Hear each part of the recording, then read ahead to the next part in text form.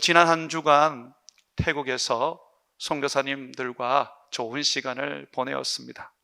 제게는 참 영적인 충전을 얻을 수 있는 귀한 시간이었습니다. 많이 배우고 많이 도전받고 또 우리 교회가 어떻게 동남아를 선교해야 될지 생각도 많이 하는 시간이었습니다. 저는 태국의 방콕으로 가서 거기에서 한 4, 5일 지냈는데 이 방콕의 인구가 약 1,500만 명 정도 된다고 합니다. 이 1,500만 명이나 된다고 하니까 가히 큰 도시죠. 태국은 인구가 한 7천만 명이에요. 그 중에 1,500만 명이니 엄청난 도시입니다. 서울보다도 굉장히 커요. 서울 면적의 2.6배 정도 큰 이 방콕, 참으로 국제적인 도시였습니다. 거기를 다녀보니까 미국 사람도 있고 유럽 사람도 있고 아시아 곳곳의 사람들도 있고 일본 사람들도 있고 한국 사람들도 있더라고요. 정말 제가 이방인이라는 생각을 전혀 못했어요. 왜냐하면 다 외국인들 같이 느껴지더라고요. 이 방콕은 정말 최첨단을 걷는 도시였습니다. 화려한 빌딩들, 그리고 빌딩으로 숲을 이루고 있었습니다.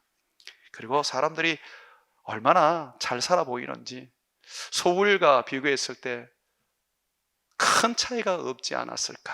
물론 서울보다는 좀 약하다는 생각이 들지만 그래도 제가 볼 때는 정말 아시아에 이런 큰 도시, 아주 발전된 도시가 있구나 하는 생각에 참 놀랐습니다.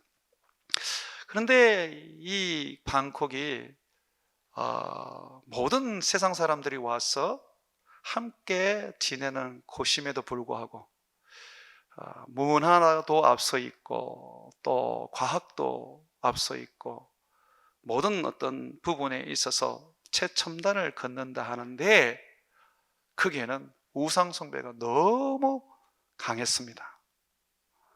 집집마다 전부 다 작은 불당을 만들어 놓고 거기에서 아침 저녁으로 기도를 드리고 있었습니다.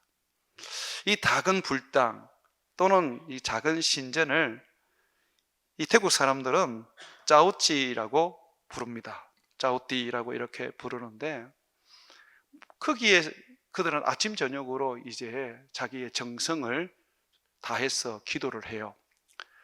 그렇다고 그 안에 뭐 부처가 있는 건 아니에요. 부처 상이 있는 건 아니에요. 그 안에는 뭐 차도 들어가 있고 자기가 좋아하는 어떤 그런 목공에도 들어가 있고 할다 뭐 잡다한 게 많이 들었더라고요. 그 제가 물었습니다. 왜 집 앞에 이런 걸 두느냐? 그랬더니 하는 말이 떠돌아다니는 영혼들 또는 신들이 머물 곳이 필요하다. 그 신들을 이 집에 머물도록 하고 거기에서 우리가 그 신들을 잘 섬기게 되면 신들은 우리에게 복을 준다. 신들을 잘못 섬기면 도리어 우리는 화를 입게 된다.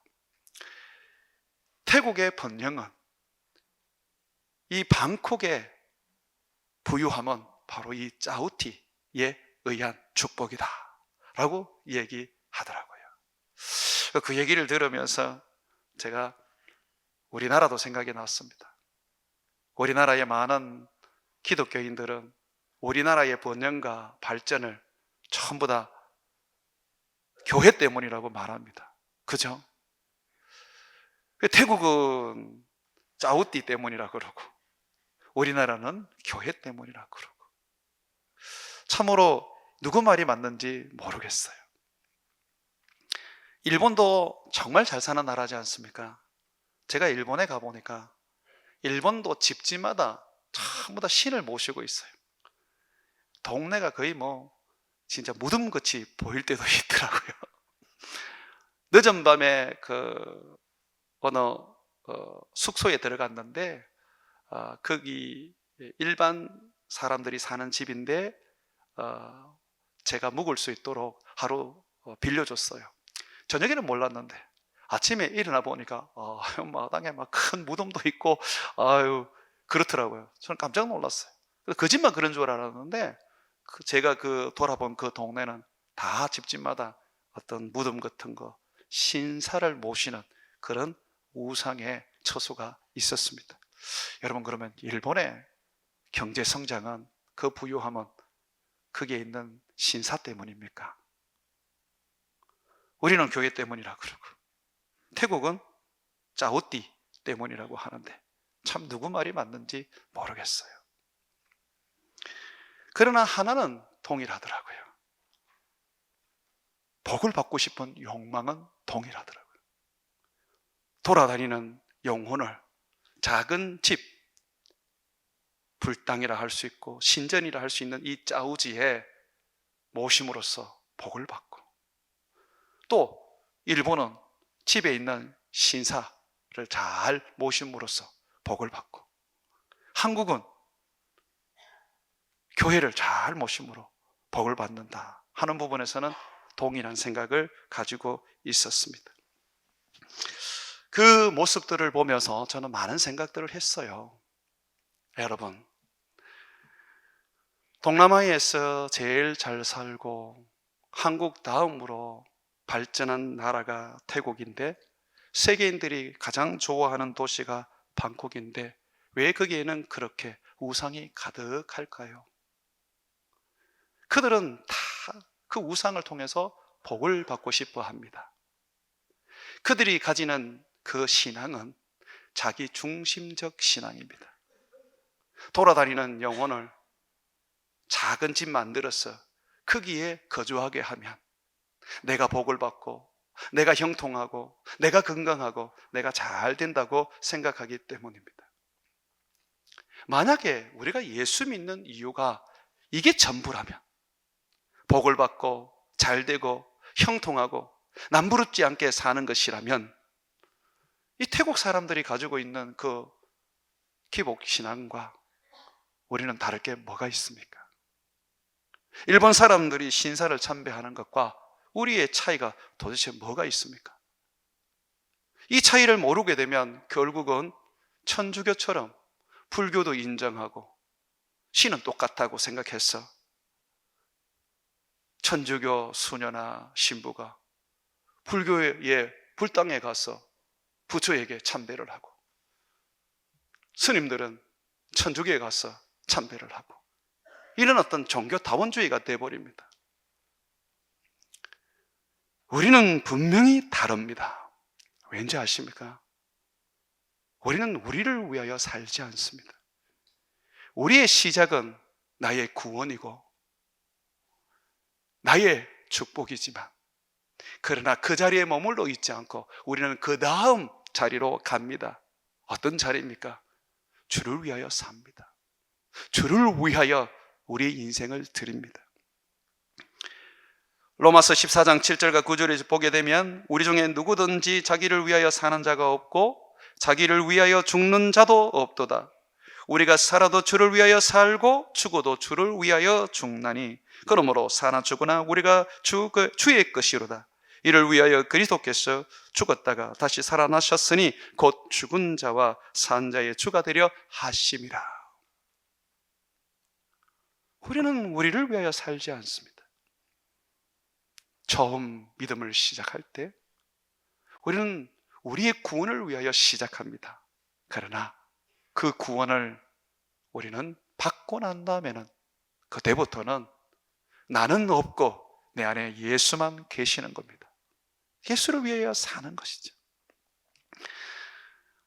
태국에서 함께 은혜를 나누었던 우리 캄보디아 선교사님이 이런 얘기를 해주더라고요. 목사님, 어떤 한 분이 예수님을 믿게 되었는데 그분이 충격적인 이야기를 했습니다.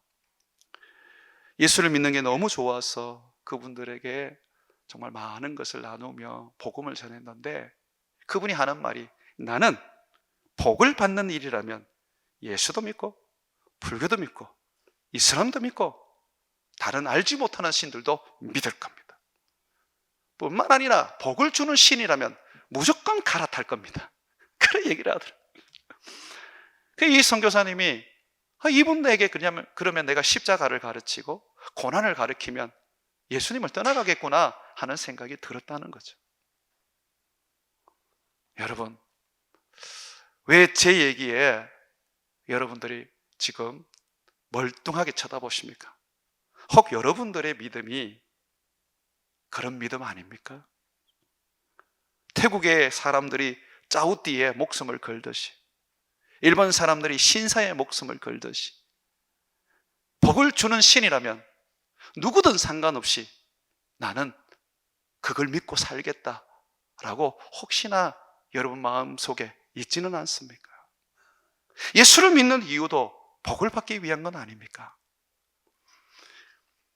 제가 청년 사역을 할 때의 한 청년이 정말 열심히 신앙생활을 했어요. 그런데 어느 날 그 청년이 제게 와서 하는 말이 더 이상 예수님을 믿지 않겠다는 겁니다. 왜 그러냐 그랬더니 자기가 간에 문제가 있어서 병원에서 쉽게 치료가 되지 않아서 하나님께 매달리고 고쳐달라고 기도했다. 그런데 시간이 점점 지날수록 제 간은 더 나빠지고 이제는 사형 판결까지 받았다. 하나님은 나를 고쳐주지 않았다. 그분은 죽은 신이다. 내게 복을 주지 않았다. 그러므로 나는 더 이상 예수님을 믿지 않겠다. 그러면서 떠나가 버렸습니다. 정말 충격적이었어요. 여러분들은 어떠세요?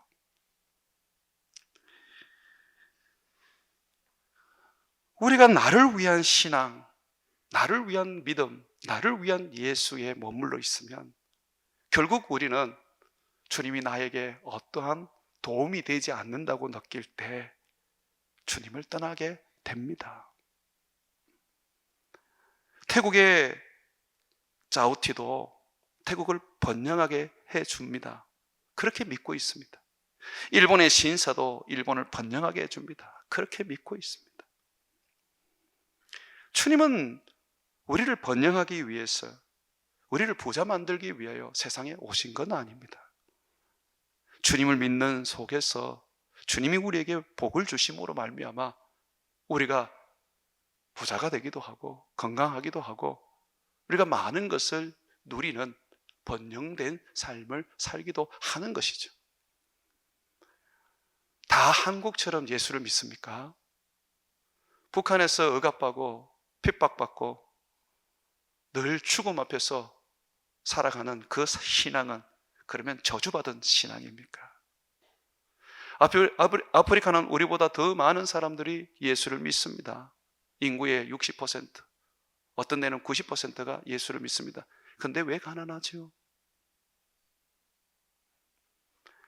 나를 위한 신앙, 내가 흥하고 내가 복되고 내가 사람들에게 영광스럽게 되는 그 신앙, 그것은 결국 나중에 예수님을 떠나게 만듭니다. 그러므로 신앙의 시작은 나의 구원으로부터 시작되었지만, 나의 축복으로 시작되었지만 우리는 거기에 머물러 있지 아니하고 거기서 뛰어넘어서 주를 위한 삶이 되어야 합니다.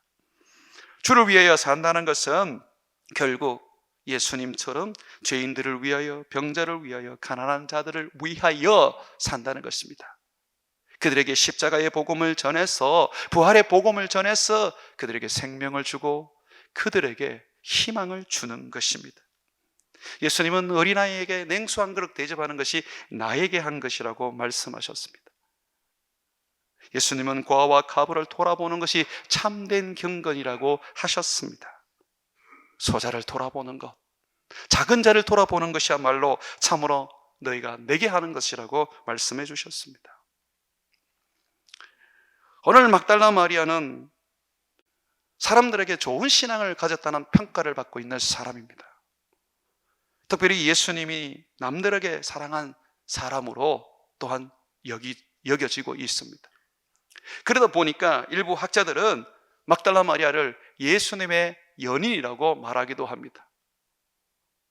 막달라 마리아만 예수님의 여인이겠습니까? 우리 모두가 예수님의 연인입니다. 구약에는 우리를 예수님의 신부라고 말합니다. 신약에도 마찬가지입니다.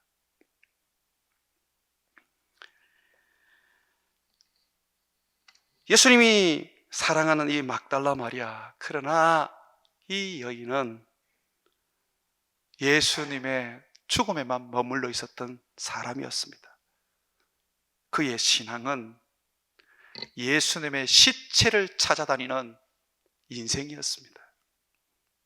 마치 오늘날 내가 복받기 위하여, 내가 잘되기 위하여, 내가 형통하기 위하여 예수를 믿는 것과 다를 바 없는 신앙입니다. 막달라 마리아는 7 귀신에 들렸던 여인이었습니다.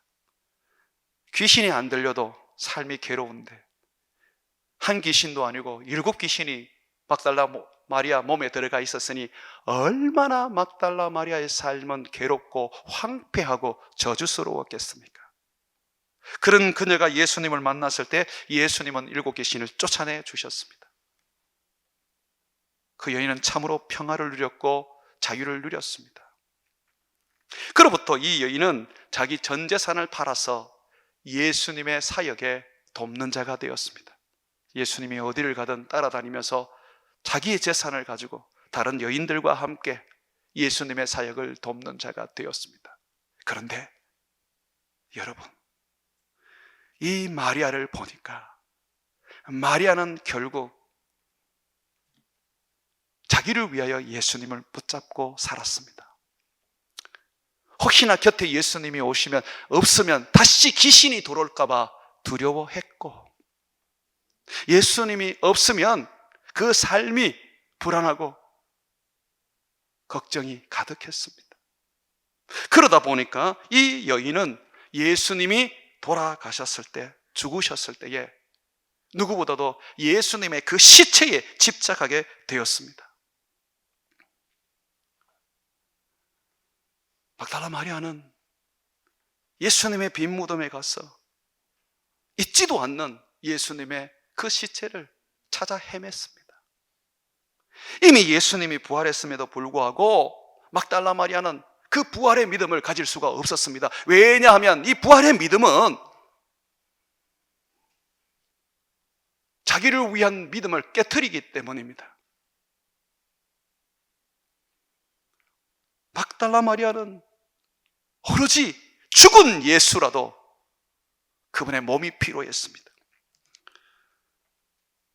도저히 예수님의 그 부활하심을 막달라 마리아가 깨닫지 못하니까 예수님이 직접 막달라 마리아에게 나타났습니다. 그런데 막달라 마리아는 그 예수님을 보고 놀라워하면서 팍 붙잡고 놓아주지 않았습니다. 예수님은 왜 막달라 마리아가 자기를 붙잡고 있는지 알고 계셨습니다. 기뻐서 붙잡는 게 아니었습니다. 2번 다시 예수님을 자기 곁에서 떠나보낼 수가 없었습니다. 자기의 위로였고, 자기의 희망이었고, 자기의 삶의 축복이었습니다. 그래서 예수님은 이 막달라 마리아에게 이렇게 말씀하십니다. 17절 한번 보십시오. 예수께서 이르시되 나를 붙들지 말라. 마리아야, 나를 내려놓아라. 그러면 예수님이 뭘 지금 붙잡으라고 말합니까? 내가 아직 아버지께로 올라가지 아니하였노라. 너는 내 형제들에게 이르되 내가 내 아버지 곧 너희 아버지, 내 아버지 곧 너희 아버지께로 올라간다 하라. 너는 나를 내려놓고 사람들에게 가서 나의 부활을 증거하고 나의 구원을 전해라. 나는 아직도 할 일이 남았다. 내가 부활했지만 나는 아버지께로 올라가야 한다. 그리고 아버지께 성령을 받아서 너에게 주어야 하고, 그리고 나중에는 재림하여야 한다. 아직까지 나는 할 일이 남았다. 그러므로 너는 나를 붙잡고 너의 위로로 삼고 너의 능력으로 삼는 것으로 끝나지 말고, 물론 위로와 능력을 삼아야 되겠죠? 그러나 끝나지 말고 나를 위하여 사는 삶으로 변화되라, 그 말씀하십니다. 나를 붙잡지 말고 가라! 그리고 가서 말해라! 내가 아버지께로 가야 한다는 것, 내가 살아났다는 것을 이야기해라,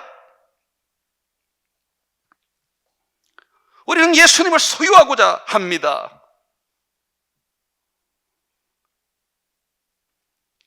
우리는 예수님이 힘들고 어려울 때만 필요합니다. 복을 주시는 분으로 여기고 있지요.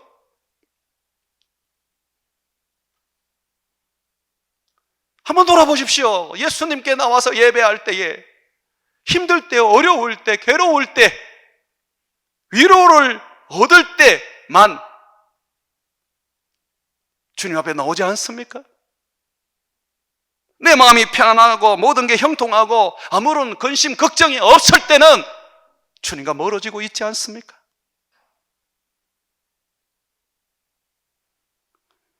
내 필요에 의해서 예수님을 믿는 거죠. 그 믿음이 우리의 출발점일 뿐입니다. 내 필요를 위하여 예수님을 믿기 시작한 사람은 이제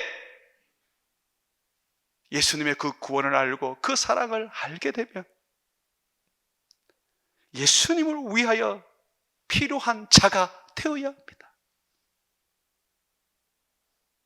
나를 위한 예수님을 넘어서서 예수님을 위한 나가 되어야 합니다. 우리는 너무 기복주의와 나 중심의 신앙에 머물러서 막달라 마리아처럼 죽은 예수님의 시체만 찾아다닙니다. 그러니 못 찾는 거예요. 예수님은 부활하셨습니다. 예수님은 부활하셨을 때에 제자들과 자기를 따르는 사람들이 예수님이 전해주었던 그 말씀을 생각하고 그 말씀을 붙잡고 부활을 믿기를 원하셨습니다. 만약에 예수님께서 부활한 것을 몸소 보여줄 것 같으면 예수님은 처음부터 보여주셨을 겁니다. 무덤에서 부활하신 예수님은 어디도 가지 아니하고 가만히 계셨다가 자기를 찾아온 막달라 마리아와 여인들에게 보였고 제자들에게 보여주었을 겁니다. 그러나 예수님은 그런 자신의 모습을 보여주기보다는 늘 그들에게 부활을 말씀하셨기 때문에 빈 무덤을 보고 예수님의 부활을 믿기를 원했습니다. 예수님은 보고 믿는 것이 아니라 예수님의 말씀을 붙잡고 살아가는 신앙을 원하셨습니다. 내게 복이 없는 것 같아도, 뭔가 내게 이적과 기적이 없는 것 같아도, 늘 고난과 고통이 나를 따르는 것 같아도 예수님의 그 말씀, 그걸 붙잡고 살아가는 신앙, 그걸 예수님이 원하십니다. 예수님은 부활하셨다는 것을 분명하게 알게 해주고 싶었습니다.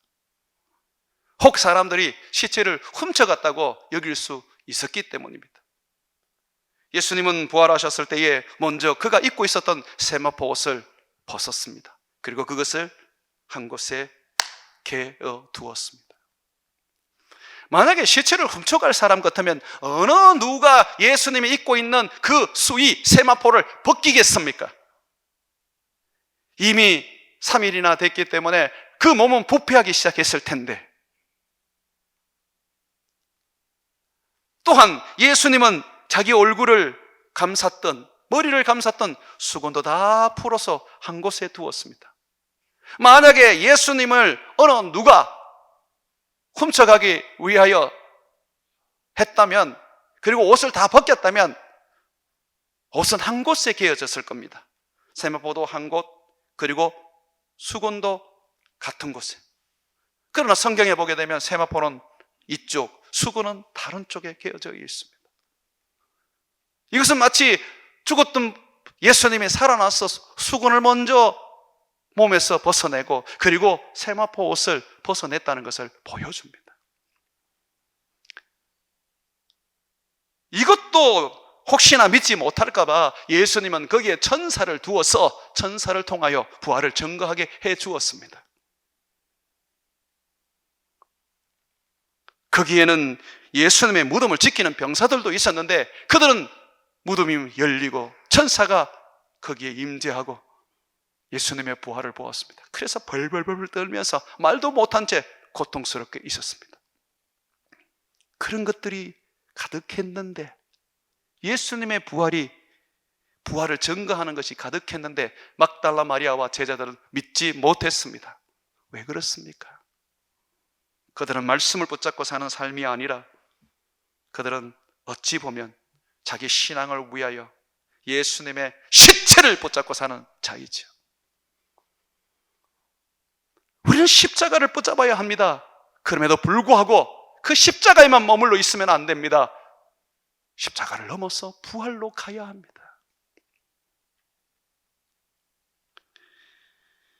십자가 앞에 나오면 내 죄 다 사하여주고 나의 그 연약함도 강하게 해주고 모든 고통과 괴로움도 위로해 줍니다. 그런데 부활 앞에 나가면 어떻게 될까요? 여러분 아십니까? 부활은 우리로 하여금 주님을 섬기게 만듭니다. 죽음에서 부활하신 예수님은 제자들을 세상으로 보내었고, 심지어 막달라 마리아에게도 너의 형제에게 가서, 내 형제에게 가서 내가 아버지께 올라간다고 전하라고 말씀했습니다. 부활하신 예수님은 끊임없이 우리들로 하여금 주를 위하여 살게 합니다. 죽음에 머물러 있는 사람들에게 부활의 소망을 심어주어 구원에 이르게 합니다.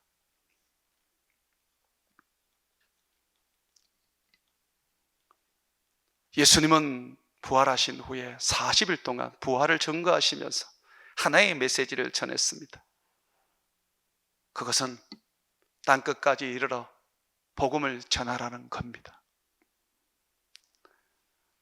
기복주의에 빠져 있고 나 하나 잘 먹고 잘 살고 구원 얻으면 되는데 어떻게 예수님의 그 부활로 말미암아 온 땅에 복음을 전하라는 그 말씀에 내가 헌신할 수 있겠습니까? 내 코가 석잔데 어떻게 내가 다른 사람들에게 복음을 전하고 그들의 구원을 위하여 살 수 있겠습니까? 늘 주님 앞에 핑계 아닌 핑계를 대죠. 하나님 나부터 축복하십시오. 나부터 잘되게 하십시오. 나부터 하나님 번성하게 해주십시오. 그러면 하겠습니다. 그런데 하셨습니까? 도리어 이렇게 말하죠. 잘되게 해주셔도 번성하게 해주셔도 역으로는 모자랍니다. 좀 더 하셔야 됩니다. 주님은 우리의 영혼을 구원하셨습니다. 우리를 제자 삼으시고 하나님의 자녀로 삼아 주셨습니다. 그러면서 우리에게 분명하게 명령하셨습니다. 가라. 모든 민족에게 가라. 그들에게 내가 분부한 모든 것을 가르쳐 지키게 만들어라. 내가 너희와 함께 할 것이다. 나는 무덤에 머물러 있지 않다. 나는 부활한 하나님이다. 네가 가는 곳에 내가 함께 할 것이다. 부활의 능력은요, 부활의 능력은 우리가 선교 현장에 있을 때에, 복음을 전하는 현장에 있을 때에, 예수 이름으로 일하는 현장에 있을 때에 나타나는 것입니다.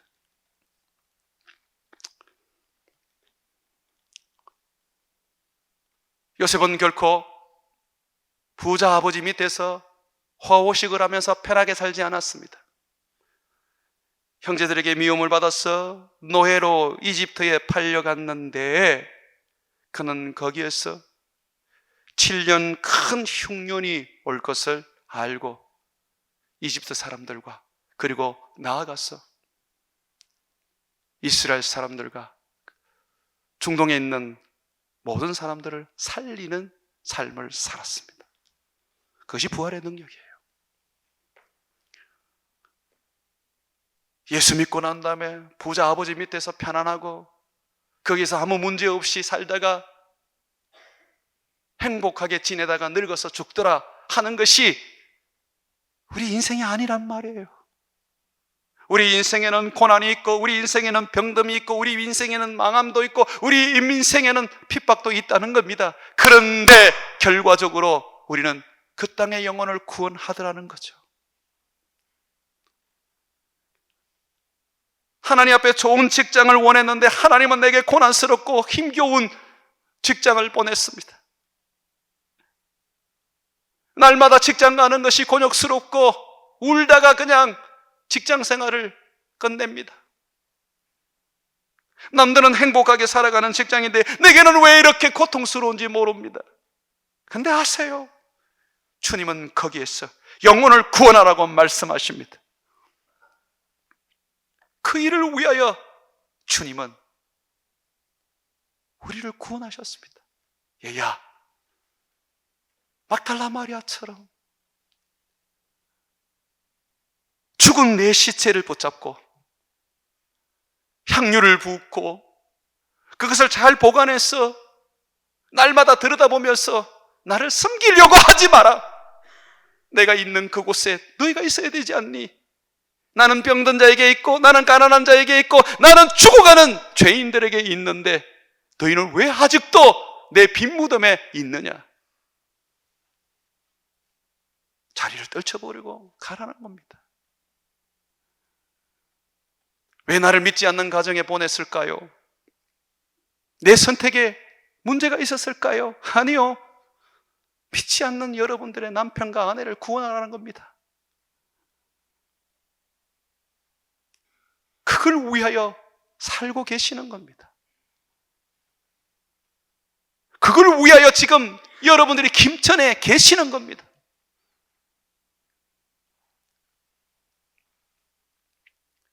주님이 계시는 그곳에 우리가 있어야 하는 거예요. 거기에서 우리는 주를 위하여 살아야 하는 겁니다. 태국 방콕에서 우리가 함께 섬기는 선교사님을 만났습니다. 심지어 선교사님 부부를 만났는데 그 선교사님은 그곳에서 미국인 선교사와 태국 목회자와 함께 공동 목회를 하고 있었습니다. 그런데 이 미국인 분과 그리고 태국인 분은 자기들의 직장이 따로 있었습니다. 주말에만 섬기는 파트타임이셨어요. 심지어 선교사님은 아주 뛰어난 사람입니다. 거창고등학교를 나오고 한동대에서 또 지금 박사까지 공부를 하고 있는 아주 인물입니다. 영어도 능통하고 태국어도 그냥 능통한 사람입니다.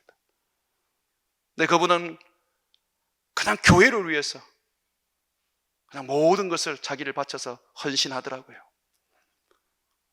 배고파도 어쩔 수 없고 아내와 아이들이 이 힘겨운 선교지에서 우울증을 걸려도 어쩔 수 없이 그저 주님을 위해서 날마다 하늘에 미달러 죽고자 하는 분이었습니다. 그분이 카페를 하나 해서 이 카페로 교회를 하는데 주일이면 모여서 예배를 드려요. 청년들 한 50명 넘는 청년들이 거기 와서 예배를 드리는데 이 청년들을 얼마나 잘 양육을 했던지 리더들은 전부 다 11조를 합니다. 그래서 그 리더들은 그들이 내는 헌금을 가지고 카페를 운영하고 그리고 사역자들에게 사례를 줍니다. 물론 심지어 선교사님은 전혀 아무것도 받지를 못해요. 왜냐하면 다 주고 나면 자기는 없는 거예요.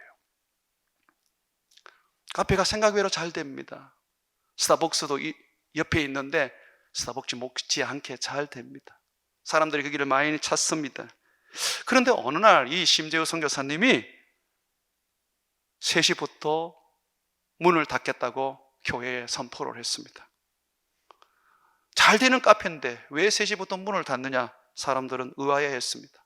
그랬더니 하는 말이 인근의 중고등학교의 아이들이 3시에 마치는데 이 아이들이 3시에 마치고 난 다음에 갈 곳이 없었어.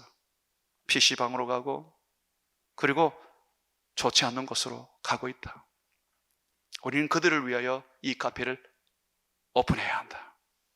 와서 마음껏 놀고 노래 부르고 이곳에서 예수님을 만날 수 있도록 하자.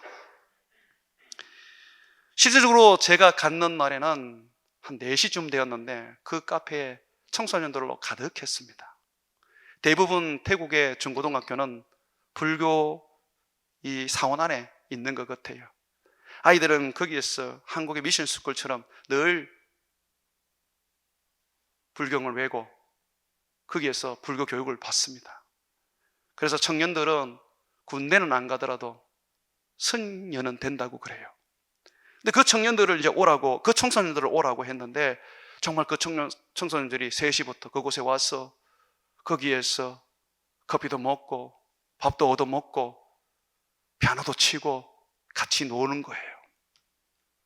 그렇게 놀면서 아이들이 서서히 한두 명씩 주일에는 교회를 나오기 시작했습니다. 아이들과 그리고 사람들이 물었습니다. 이 돈 안 되는 아이들을 위해서 그 황금 같은 시간, 오후 3시부터 저녁까지 문을 닫는 이유가 뭡니까? 그 순간에 커피를 팔면 더 많은 선교비를 벌 수 있는데 왜 이렇게 하십니까? 그때 이 심재우 선교사님이 그런 마음을 보여주었어요. 우리는 우리를 위하여 사는 사람들이 아닙니다. 우리는 부자 되기 위해서 카페를 한 것도 아닙니다. 우리는 영혼을 구원하기 위해서 한 것입니다. 지금 이 카페가 문을 닫아야 이 아이들을 살릴 수가 있습니다. 과감하게 돈을 버리십시오. 이 아이들을 위하여 공간을 주셔야 합니다. 돈으로 사역하는 게 아닙니다. 때로는 돈을 버려야지만이 사역이 됩니다. 우리는 주를 위하여 사는 사람들입니다.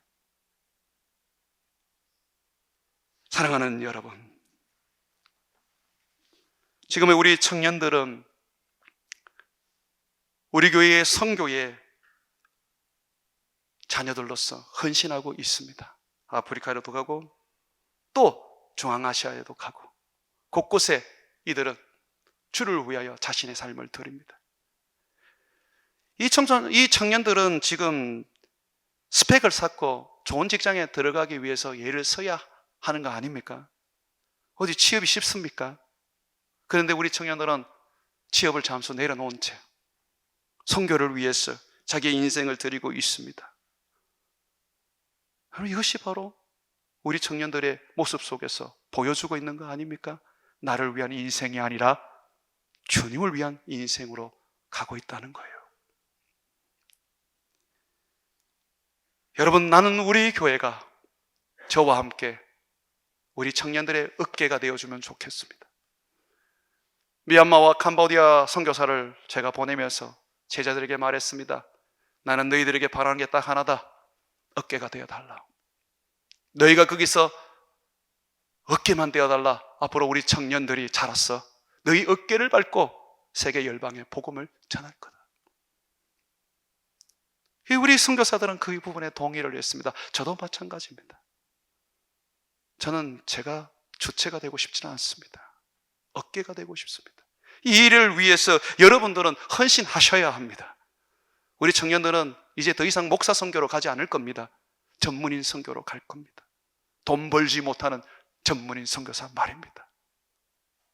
그들이 그곳에서 주님의 복음을 전하고 헌신할 수 있도록 여러분들이 그들을 기도하고 밀어야 합니다. 사랑하는 여러분,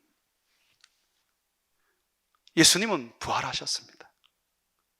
무덤에 계시지 않습니다. 더 이상 예수님은 우리에게 말합니다. 나를 붙잡지 말라고 하십니다. 그러면서 주님은 말합니다. 너희는 내 말대로 가서 복음을 전해라. 너희 직장에서, 너희 가정에서, 네가 사는 삶의 거주지에서 복음을 전해라.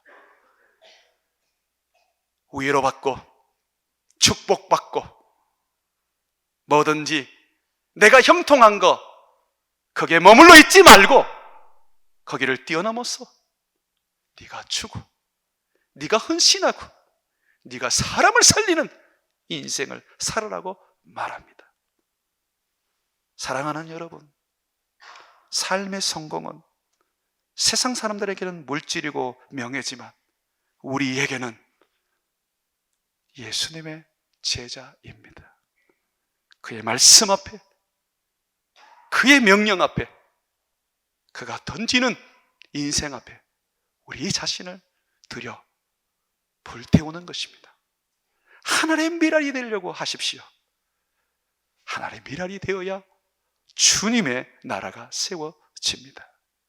사랑하는 여러분, 막달라 마리아처럼 죽은 예수님의 시체를 찾아다니는 신앙 가지지 마십시오.